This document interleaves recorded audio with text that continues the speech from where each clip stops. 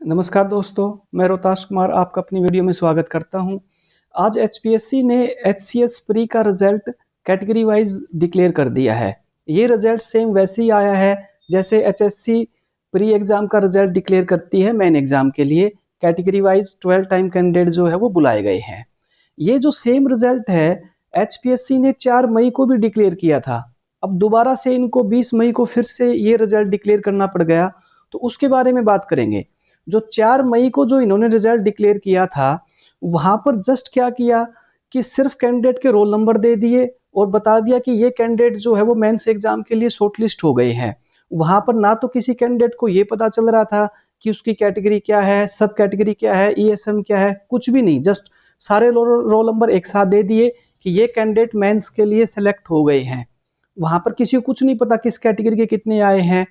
तो परंतु आज जो रिजल्ट दिया है इन्होंने, वो बिल्कुल ऐसे बताया कि भाई जनरल ईएसएम इतने कैंडिडेट, इस कैटेगरी के इतने कैंडिडेट, सारे के सारे जो कैंडिडेट है वो इन्होंने कैटेगरी वाइज बताए हैं।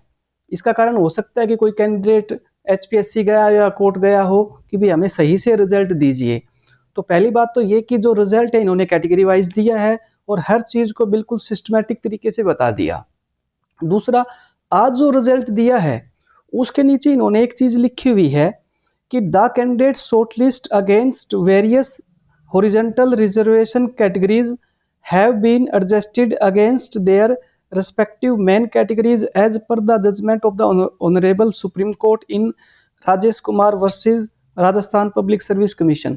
सिर्फ ये जो नीचे जो आज वाले रिजल्ट के नीचे जो लाइन लिखी हुई है, ये इन्होंने पहले वाले रिजल्ट के नीचे नहीं लिखी थी। तो इससे एक चीज का अंदाजा लगता है कि जो हॉरिजॉन्टल रिजर्वेशन है कैंडिडेट उसको समझ नहीं पाए, इसको लेकर के वो कमीशन के पास गए होंगे। तो इसलिए उन्होंने स्पेशल बताया कि जो ओरिजेंटल रिजर्वेशन कैटेगरी है वो अपनी मेन कैटेगरी में एडजस्ट हुई है, क्योंकि कैंडिडेट इस ओरिजेंटल रिजर्वेशन समझ नहीं पाते। होता क्या है, जो ईएसएम और जो फिजिकल हैंडीकैप की जो सीटें रहती है वो हॉरिजॉन्टल रिजर्वेशन के अंतर्गत आती है। एक एग्जांपल के तौर पे समझते हैं, मान लो कि किसी कैटेगरी की टोटल 10 पोस्ट है और उन 10 पोस्ट में से मान लो कि एक पोस्ट जो है वो ईएसएम की है, तो टोटल 10 पोस्ट होगी, उन 10 में से एक पोस्ट होगी ईएसएम की। और मेंस एग्जाम के लिए 10 टाइम कैंडिडेट बुलाने हैं, तो उस कैटेगरी के टोटल 100 कैंडिडेट जाएंगे, 90 नॉर्मल कैंडिडेट होंगे और 10 कैंडिडेट जो है वो ईएसएम कैटेगरी से होंगे। अब नॉर्मली कैंडिडेट क्या सोचते हैं कि उस कैटेगरी की मान लो मैंने टॉप की लिस्ट बना ली, तो उस कैटेगरी में से हो नॉर्मल कैंडिडेट ये सोचता है कि उसमें से मान लो कि मैंने टॉप लिस्ट जो बनाई है तो पहले मैं 90 छांट लूंगा, 90 के बाद में मैं अब 90 छांटने के बाद में मुझे चाहिए ईएसएम के 10 कैंडिडेट। तो कैंडिडेट ये सोचता है कि वो 10 कैंडिडेट 90 के बाद ढूंढे जाएंगे। मान लो कि उसके बाद में एक रैंक है 99 पे, 99 का ईएसएम उठेगा, उसके बाद में ईएसएम ढूंढे जाएंगे। वो ऐसे नहीं होता, वो जो है वो वर्टिकल रिजर्वेशन है। यहाँ पर कैंडिडेट कैसे सिलेक्ट होंगे ईएसएम के, वो उनके रैंक पे डिपेंड करता है। मैं पहली सिचुएशन लेके चलता हूँ जहां पर मान लो कि जो 10 ईएसएम कैंडिडेट है वो टॉप 100 में आ गए। अपने आप मैंने टॉपर की लिस्ट बनाई और उन टॉप 100 के अंदर कहीं ना कहीं पर सपोज करो कि 10 ईएसएम अपने आप आ गए, तो वहां पर फिर 10 ईएसएम अपने आप आ गए।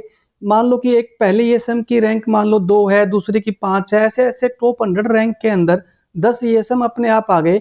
तो फिर ईएसएम का वहां पर कोई फर्क नहीं पड़ेगा, वो कैंडिडेट अपने आप वहां पर सिलेक्ट हो गए। वो नीचे 100 से नीचे वाले या 90 से नीचे वाले ईएसएम वहां पर सिलेक्ट नहीं होंगे।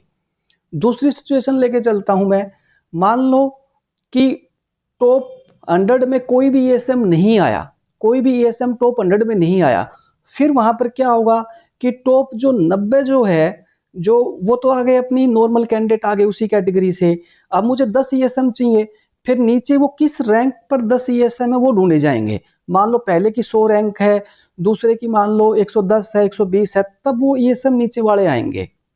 तीसरी सिचुएशन सपोज करो टॉप 100 में 7 ईएसएम आ गए, 7 ईएसएम टॉप 100 में अपने आप आ गए, तो मुझे ईएसएम चाहिए थे 10, तो 3 ईएसएम और चाहिए।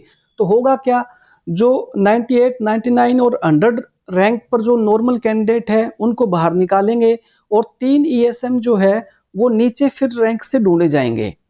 तो आज का जो रिजल्ट देखा उसके अंदर मुझे यही लगा, क्योंकि उन्होंने स्पेशल एक राजेश कुमार का जो जजमेंट डिस्कस किया, वो राजेश कुमार वाला यही ओरिजेंटल और वर्टिकल रिजर्वेशन को लेकर था। तो इन्होंने स्पेशली आज एचपीएससी ने दोबारा से, रिजल्ट वही है, कैंडिडेट वही है, रोल नंबर वही है, रोल नंबर कुछ चेंज नहीं हुआ, रिजल्ट डिक्लेयर हुआ, डिक्लेयर नहीं हुआ, बस जो पहले वाले रोल नंबर थे उनको एक सिस्टमैटिक कैटेगरी वाइज करके दे दिया इन्होंने, इतना किया है। और यहाँ पे नीचे जजमेंट लिखा, इसका मतलब ये था कि कैंडिडेट एक ओरिजेंटल रिजर्वेशन को सही से वहां पे नहीं समझ पाए, इसलिए एचपीएससी को ये दोबारा से देना पड़ा रिजल्ट। हाँ, रिजल्ट वही आया है, एचपीएससी और एचएससी सेम पॉलिसी फॉलो कर रहे हैं आज भी कैटेगरी वाइज, उसमें इन्होंने कोई चेंज नहीं किया है। 12 टाइम बुलाए गए हैं, और जो सब कैटेगरी है ईएसएम और डीएसएम, उनके ऊपर हॉरिजॉन्टल रिजर्वेशन लगता है, वर्टिकल रिजर्वेशन नहीं लगता। तो वहां पर कैंडिडेट जो है ना वो थोड़ा कंफ्यूज कर गए होंगे, इसके हिसाब से एचपीएससी ने आज दोबारा से रिजल्ट दिया। तो अगर आपको बात अच्छी लगी हो तो प्लीज चैनल को सब्सक्राइब कीजिए। नमस्कार।